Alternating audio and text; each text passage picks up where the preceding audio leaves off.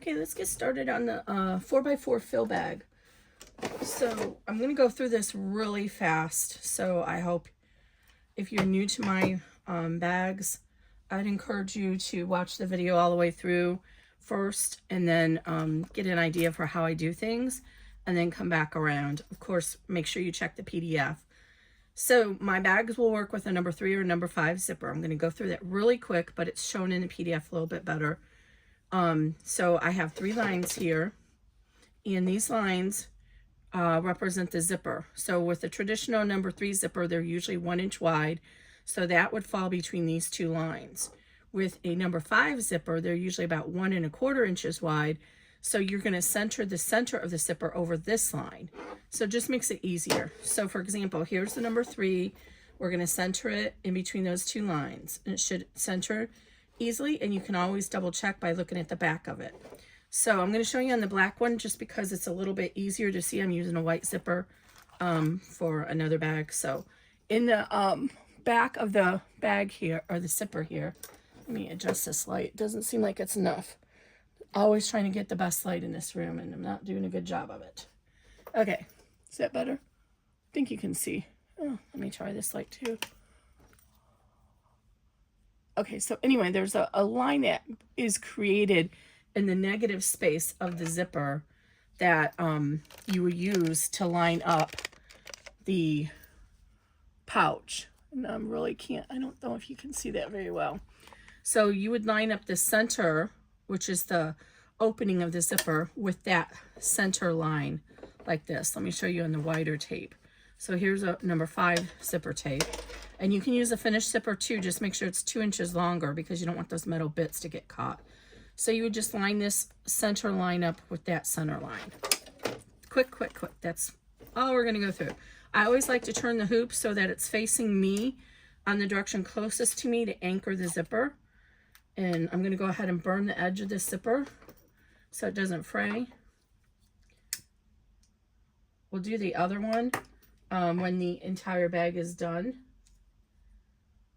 When we trim it, we'll burn the other edges. So this, you just want to get it about 1/4 inch away from the placement line. And again, we're going to just center it in between those 2 lines.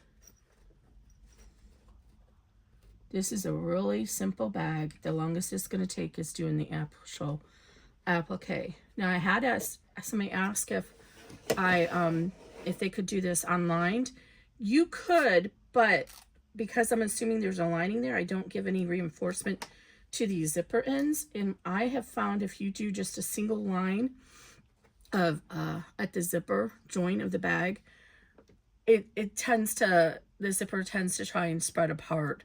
So I would, if you're going to do that and you have a regular sewing machine, after you're all stitched, I would take it to the sewing machine and add a few more tacks there. So we're going to go ahead and tape. This is really small, so we're going to tape down every couple of inches. It's going to end up being almost this whole side. Making sure it's centered as we go. Tape it. And I'm using no-show poly mesh is what's hooped. You can use a cutaway of or a tearaway of your preference if you want. I prefer this because these stabilizers are going to stay in the bag and it keeps the bag softer. And then I have Transport 3M tape, or Transport tape by 3M. Okay, so I'm going to go ahead and run step 2 to tack this down, and I'll be right back. Okay, so it's all tacked down, so I'm going to remove the tape, save these pieces of tape. I find I can get usually at least 3 repositionable pieces or repositional options with the tape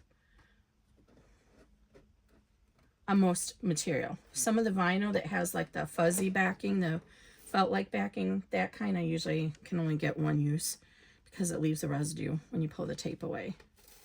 Okay, so always trim any kind of tails you have as you go ahead. So we're going to flip to the back of the hoop, and however you want to do it, you can flip it like this, or you can flip it like this. But in any regard, make sure you know what's the top of the bag and the bottom of the bag. And another way you can do this if you're new is just put top, bottom. And when you look on the back side, you can tell what's the top and bottom, because it doesn't matter how you have this in your hoop, you may have to change this around. So I'm going to flip it over this way, and we're going to work with the bottom of the top of the zipper. So in this case, this is the zipper top, and this is the bottom. we're going to take one of our lining panels, and I'm sorry I didn't go over the cutting information at the beginning of the video. That's all in the PDF.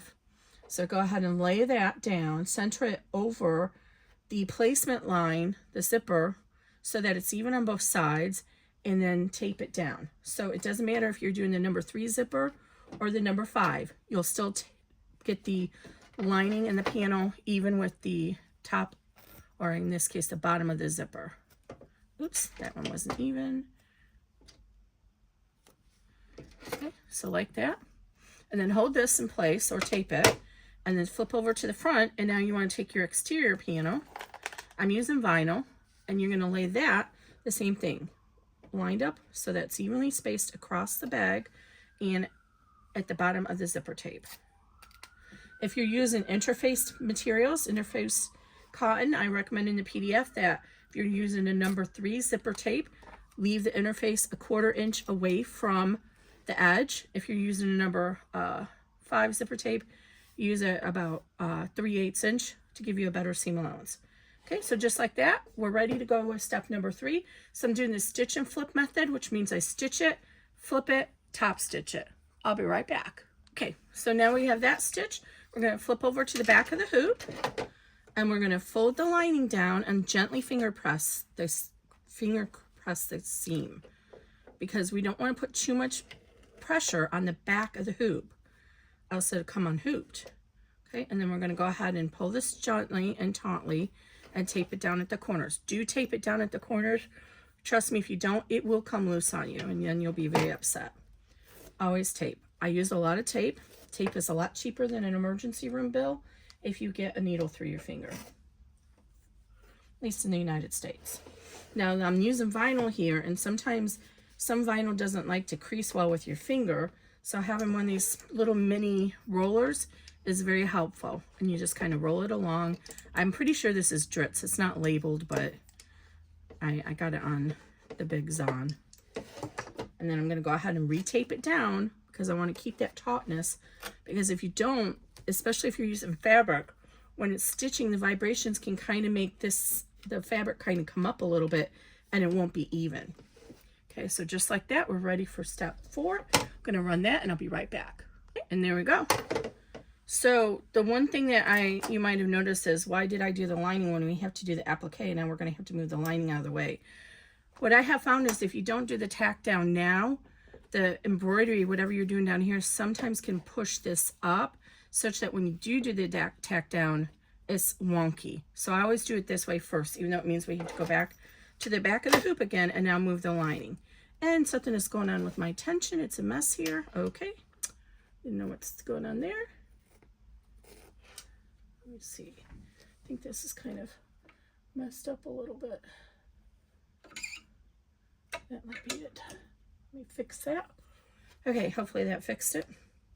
This one's going to be for my son. He won't care if it's bad, but we're getting ready to do FillStitch, so I don't want it to be monkey. I'll probably rethread that so that I make sure it's clean.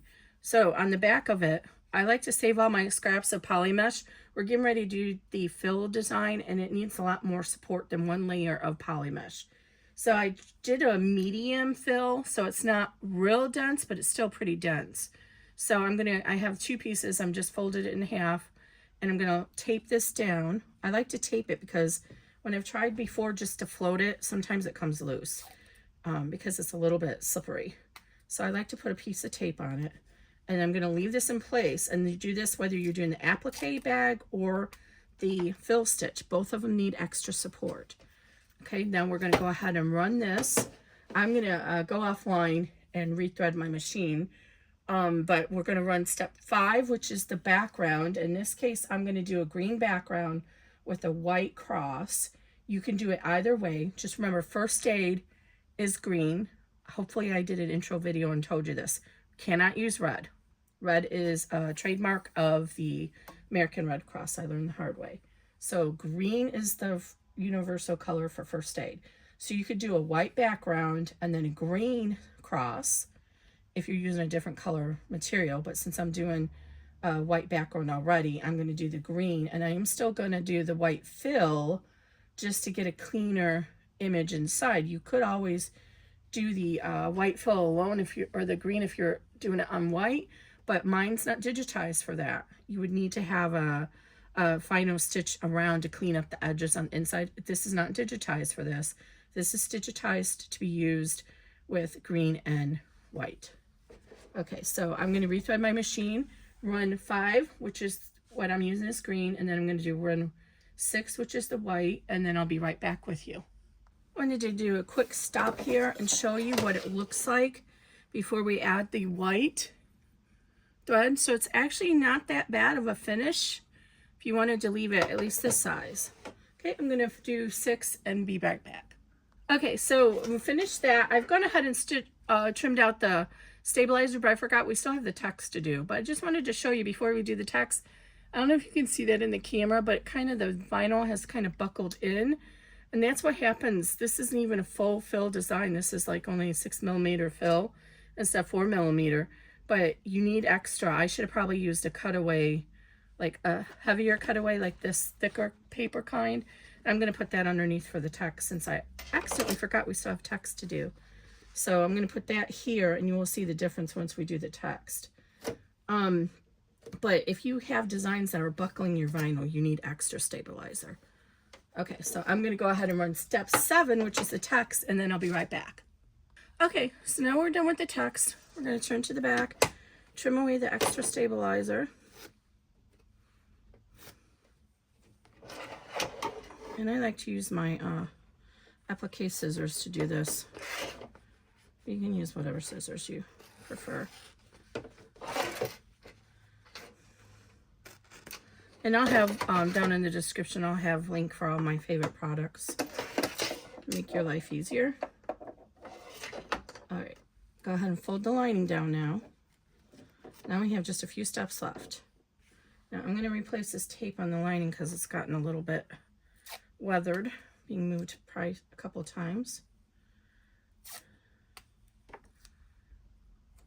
Okay, now we're going to go ahead and run the steps for the D-ring strap placements. I'm going to run all of them just to show you, but we're not going to use them all on a 4x4. I just keep them in there for continuity, and I am going to put a little strap on this one so that my son can hang it in his backpack because he has a need to take ibuprofen sometimes, so I figured I'll just give him this and he can keep it in his backpack. See, I wanted to show you how my machine, I'm using a Janome 550E, but the 500E is the same, how it moves around, because you have to be very mindful of that when you're doing in the hoop projects so that your presser foot doesn't get stuck on anything. This presser foot sits pretty low and it does not raise all the way up when you're moving between the parts like some machines do. So there we go. So there's a D-ring strap placement for the left and right. In case you're right-handed, you would want to use the left side for the wristlet strap and vice versa. And then up here, there's 2 for the crossbody bag for the bigger bags. I don't know that anybody would want to use this as a crossbody bag, but you never know. I'm going to just draw in right here where these end so I can show you where you want to line up your strap. So I'm just doing a simple little strap, and then I'm going to add a carabiner or gate ring to it. So I just cut a vinyl 3/4 inch. It doesn't need to be reinforced because this just is a low bag. And I'm not going to put the D-ring strap connector on it because I'm going to use a carabiner, split ring or gate ring, whatever you want to call it.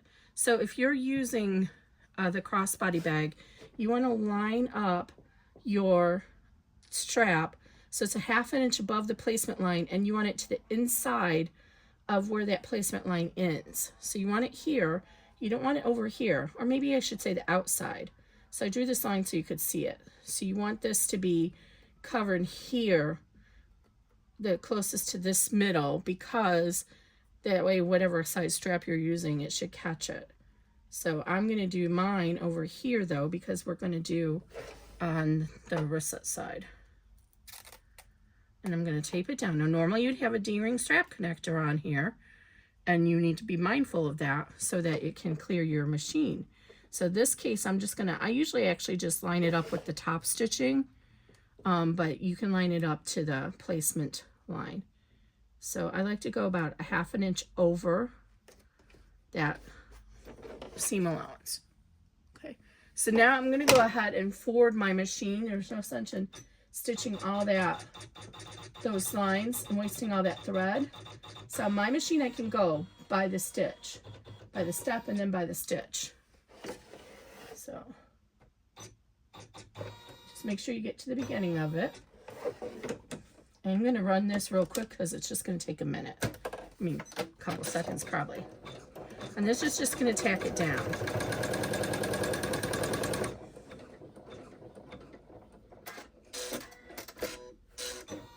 And what I like to do, as soon as I hear the thread cutter finish, I like to pull that, lift up the presser foot, because that way I make sure that I don't hit anything with it when it's moving around.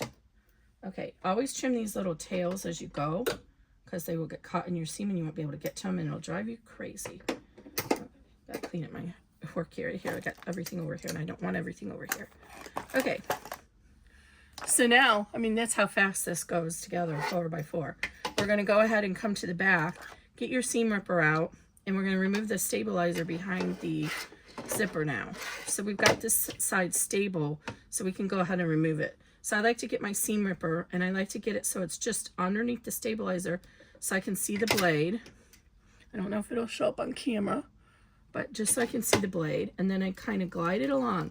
The tension between the hoop and the seam there on this side helps pull the stabilizer right out of the seam, the excess. And then you can either use your seam ripper still on the sides, but you see how it gives some hesitation there. So I like to come back in with my duckbill scissors, aka paddle scissors are also called. And I'm trimming it not underneath the placement line, but right under that tack down stitch from number 2. And then this way I just, because I can keep the paddle above the fabric, I know I'm not cutting into my fabric. That's why I like those. And this is the Alex Anderson 4-in-1 tool. I love it. It's a seam ripper on one side, and then this is a little iron, and then this side is the stiletto, and this is the corner I use the most for poking out corners and such. So now we're ready for our second lining panel. We're going to lay this down, right side facing down, so it's even with the top of the zipper. Okay, and then we're going to tape it down. And you can tape on the bottom too, just to make sure it doesn't come loose, but I'm just letting gravity do it, and I hold my hand like this as I glide it down. And now we're going to get our second exterior panel. And remember, we haven't moved our zipper pull yet. We want to keep our zipper pull out of the way as much as we can so that our presser foot doesn't hit it. Line this up with the top of the zipper, and if you have to turn this around so you can see it, do that. And then tape it down. Now, and traditionally when you're doing a bag on a sewing machine, you would top stitch through the lining, or I mean the exterior panel. I don't always do it on these because it leaves a little, I'll do it on this one and I'll show you, but it kind of leaves a little bit of a bump at the corners. So I usually don't top stitch through the exterior, only the lining. Okay, I'm going to run step 10 and I'll be right back. Okay, so there we are. So we're going to flip to the back, and regardless if you choose to top stitch the exterior, we want to always top stitch through the lining. If you don't, what tends to happen is the lining will kind of pucker up. Some of the bags, it's not possible to top stitch through it, like the flat bottom bag. That'll be in the next video. So it kind of makes it a little bit more difficult, and sometimes the fabric will come down and get stuck in the zipper. So that's why it's really important that you pull this and crease it tautly as you can. Okay, and then we're going to go ahead and do the front, but this part is optional. I'm going to do it so I can show you what happens to the corners when we do it this way. So again, we still haven't moved our zipper pull yet. Okay, so now go ahead and press this open if you're choosing to do it this way. Again, to be ad nauseum about it, I don't normally do it like this. I usually just leave it so it's not, but I'll show you the difference here. And then I'm using my little presser to hold that down. And then I'm also going to put tape here because this is, vinyl tends to want to pull up on you. Cloth, usually you can actually just get away with not even taping it down, but you know my motto. Okay, so now I'm going to run step 11, which is the top stitch, and I'll be right back. Okay, now we're ready to move the zipper pull. So go ahead and move the zipper pull to the middle. Leave the lining as it is on the back, because now we're going to seam the exterior panels together. I do 2 seams because we're doing vinyl. Vinyl tends to pull on the seams, and when it does, you see the thread in the seam, in the stitch area in your seams. So if you do 2 rows of stitches, one inside the other, it takes the tension off the inside seam, and you don't see the threads as much.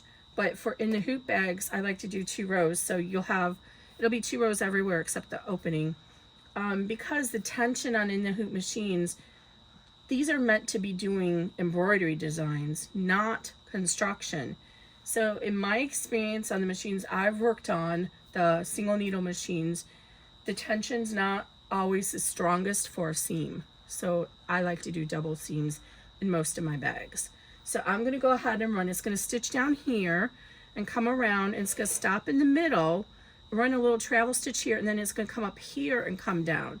And the reason I do this almost all the time is because if you just kind of go like this, as the presser foot's pushing, sometimes it pushes on the vinyl and you get a little pucker up here. Like you can even see it with my finger. So I like to come down here, make sure it's taut, and then come over here, and these are just a basting stitch, and then it'll start from down here, so that if you do get a little pucker, it's going to be in the bottom of the bag and not be as noticeable as it will be if it's at the top zipper. I'm going to pull this a little bit more because it literally did come with my finger, so I'll make sure it's nice and taut, especially since I did that top stitching.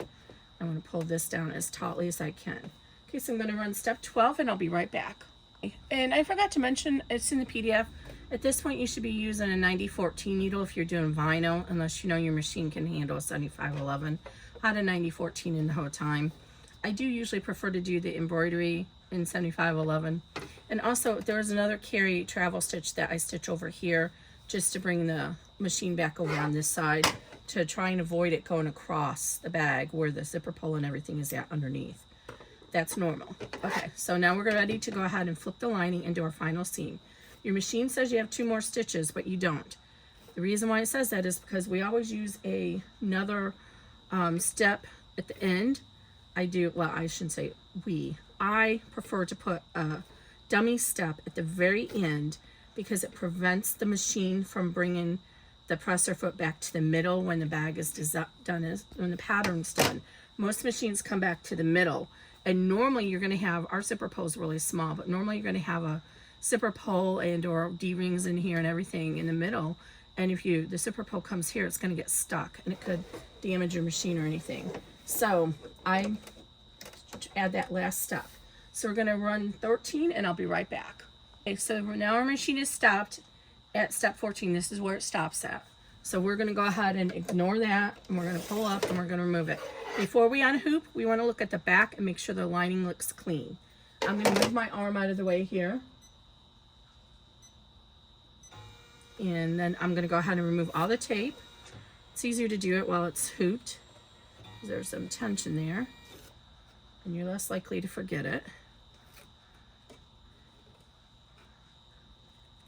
One thing, make sure you're using good quality vinyl if you're using vinyl. That stuff that they call vinyl, that's like in the ribbon section at that store I don't prefer to shop at. They have very anti-freedom beliefs, and I just choose not to give them my money. I'm not going to even say their name, but I'm sure some of you know who I'm talking about. 2 names in it. That's not good vinyl. Do not use that for your bags. If you're going to use it, then you want to go ahead and interface it with something sturdy, because it's just going to perforate when you do these stitches. I do a bean stitch so it's stronger, because we're using embroidery thread here. Like on a commercial or on a regular sewing machine, and you're doing a bag construction, you'd be using a heavier duty thread. but we don't have the ability to do that on our embroidery machine. So I use a beam stitch for the final construction, just so it's stronger. You know, again, what we were talking about earlier is that these machines are not made to do construction, and we're forcing it to do something it's not meant to do. Don't tell your service repair guy that. But anyway, or girl, shouldn't assume it's a guy. One of the shop that's closest to me, but I don't know if they do Janomes. I just went to the other shop because I know they do. But it's actually a woman who does the maintenance, so I love it. It's like, oh, yeah, I love to see more women doing things that in the past were considered traditionally male roles. But she actually just was part of the store. It's a Bernina store for years, and she just decided to go and get all the training done. So I don't see very many women, though, in that area. So if you're a woman who's doing this kind of work, let me know in the comments. Okay, so I've gone ahead and trimmed out the extra stabilizer. That helps reduce the bulk on our seams. So you'll see we have an opening right here. There's no stitching for the lining. This is where we're going to turn the bag. We want to keep the seam allowance here a little bit wider, and it makes it easier to turn the bag later and close it. Also, it helps if you go ahead and finger crease that seam at the opening before you turn the bag, and it makes it easier when you go to close it. So what I like to do is I like to come in here at an angle first so I don't forget, and I just come in at a slight, like, you know, not quite 45-degree angle. Some people do it differently than this. This is just what works for me. Do it whatever your way is your favorite way. And now that that's established, I can go ahead and cut around. Now I want to be looking where my tab is at. I do not want to cut my tab even with my seam allowance, because when you do that, it takes, if you cut it even with the rest of the bag, there's not a lot of room in there for the pressure, the energy of pulling on that strap to go. So if you keep it a ½ an inch beyond the seam, you get a little bit of extra work. So what I do is I go ahead and pull this back and pull the strap to me, and then I trim the back piece to the ½ inch so that I'm not cutting into my strap. And then I come around and I do the same thing on this side. I pull it forward to me, hold it down if you need to, and then I trim my ½ inch seam, and that way I don't cut my strap off. And then you can just go ahead and cut the rest of it. Curve the corner. I make a slight curve. Sometimes I do the regular 90-degree angle at the corners, but that slight little curve just makes a much nicer corner. When you try to do this straight angle, invariably it just doesn't look as good. So we also are going to notch the corner. So everywhere else, go ahead and trim it to 1/4 inch. If you need to use some ruler and pen and draw in your ½ inch all the way around so you know where to cut it, go ahead and do that. There's no shame in that. You doesn't, you know, if doing it this way doesn't work for you, just eyeballing it. I've been quilting for 25 years, so I can eyeball a ½ inch seam allowance. All right, so I don't need that extra little bit. We only need this bit. Now we see we have this, so it's all ready to go ahead and turn. Now this is the hardest part, is turning it, especially on this smaller bag. So if you have some hemostats, which are these things, I like the curved ones, and they kind of lock. They come like a third hand. That's very helpful. Oh, look at this, I messed that up. Also, you can use put a blow dryer on the vinyl. That'll soften it up. Okay, oh, I forgot to show you how to notch it. So I like to notch the little corners of the curve. So just come in here and just create little notches. You can use pinking scissors too, but this is a small bag, so pinking scissors is really a little too much. So I just like to do tiny little notches, just a handful of them on here, because this is a small corner.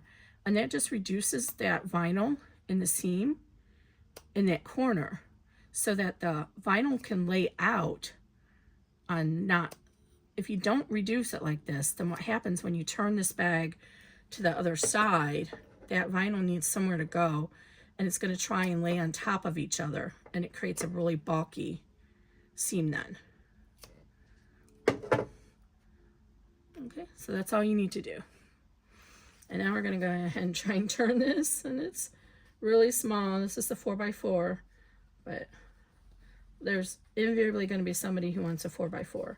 But this would be perfect size to put, I get those little pre-made, pre-packaged ibuprofen. That's what my son uses. He's an athlete, so sometimes his back, it's better now, but when he was going through puberty, he had a lot of back pain. So he can put a couple of packets of that and a couple of Band-Aids in here and keep it in his backpack. So just take your time. The opening is back stitched, so it hopefully won't tear on you, but if it does, you can mend it because it's back stitched. Okay, so just go ahead and usually once you get one corner out, the rest will come out pretty easily. That's why they call it birthing a bag. It's just like a baby. You get the head and shoulders out, and the rest of that baby just comes out. So take your time. If you have arthritis, I would not recommend doing this size bag because this one's going to be the hardest one, the smaller ones. Almost there. And I'm using Fabri-Tac by Beacon to close my seams. You can hand stitch it closed. You can use permanent double stick tape, whatever your preference. My preference is the Beacon Fabri-Tac. It sets up very quickly, so you can turn the bag to the right side, and then it cures, I believe, in 24 hours. I am not sponsored by them. I'd love to be sponsored by them. It's just my favorite glue. But it is kind of toxic, so be mindful of that. If you're sensitive to chemicals, this is not going to be the thing you want to use. I end up invariably getting it on my hand. It doesn't bother my skin. I just wash it off, as quick as I can. But just so you're aware that that does happen. So now what I like to do is I like to keep the edge that's just a single lining close to me, and then I fold in the thick piece, which is the 2 exterior panels and the other lining. And then I like to rub the glue. I have a little nub on the end. Hold on. I just like to run a bead of glue right along underneath that thread from the seam. And then I pull and lift the other piece of the lining into that seam, and then get a couple of clips ready. So I just kind of pull this up into that seam like that, and see, I got it on my hands. I knew it. I'll get the middle situated here, and then I'll use my hemostats to push the corners in so I don't have to touch any more glue. And then another clip on this side, and then this side. And again, you can use double stick tape if you want. It's not my preference. It's just I find it very fiddly to get it in there. Okay, always put the lid back on this immediately because it will start to come out of the top and it will damage wood furniture. I've learned the hard way. While it's setting up, you can go ahead and, oh, look how bad that looping is. Oh man, should have redone that step. But you can go ahead and open this up all the way, the zipper. And then I'm going to show you how the corners look by top stitching the exterior. So already like this, it should be set up. That's how fast it works. And so if you do have to pull it apart, there's some time you can work with it and you can still pull it apart. So go ahead and now turn the bag to the right side out. And then we're going to use our little hemostats to push out the corners, or your pointing device. You can use your Alexanderson tool or the hemostats, either way.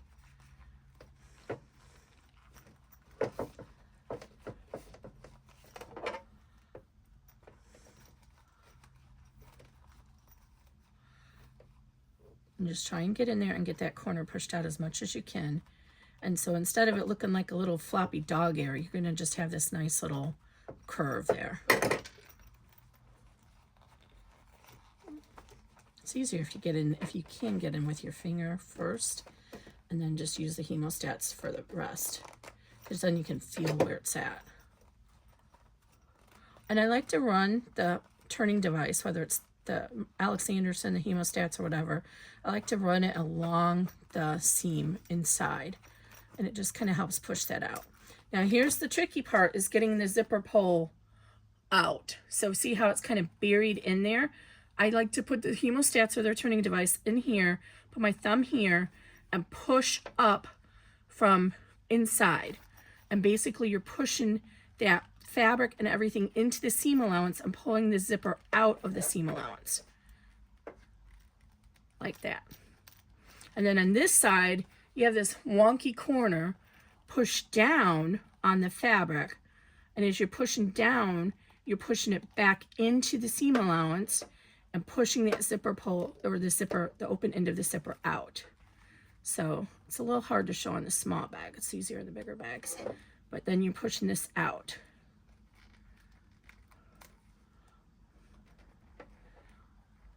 And just do it a couple of times and you'll get it. And then once you pull this all the way out, which I just messed this up, I had this side done and I just did it. How did I do that? And when you go to close the zipper across, you'll have a nice finish. And see, this is a little wonky still. So this is what I was talking about. See how that's a little wonky? That's because we did that top stitching. So you get that little pleat there. If you don't do the top stitching, here's an example where I did not do the top stitching, and that's what the corners look like if you don't do the top stitching.